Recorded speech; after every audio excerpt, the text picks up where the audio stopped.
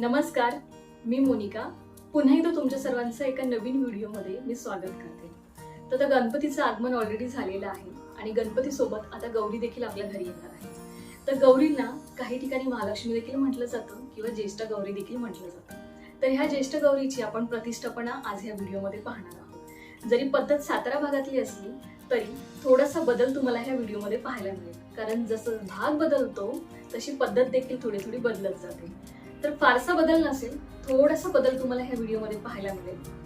तर व्हिडिओ त्यासाठी तुम्ही शेवटपर्यंत पहा आणि जर व्हिडिओला आवडला तर इतरांसोबत देखील शेअर करायला विसरू नका. आणि त्याचबरोबर मी गेल्या वर्षी जे काही गौरी स्थापना किंवा विसर्जनाचे जे काही व्हिडिओज आहेत किंवा रुखवताचे जे काही व्हिडिओज आहेत तर ते देखील मी ह्या व्हिडिओच्या एंडला तुम्हाला देते, किंवा तुम्हाला वरती आय बटनमध्ये देखील ती प्लेलिस्ट तुम्हाला पाहायला मिळेल. तिथून जाऊन तुम्ही गेल्या वर्षीचे व्हिडिओ पाहू शकता. तर आता चला आपण ह्या व्हिडिओला सुरुवात करूया.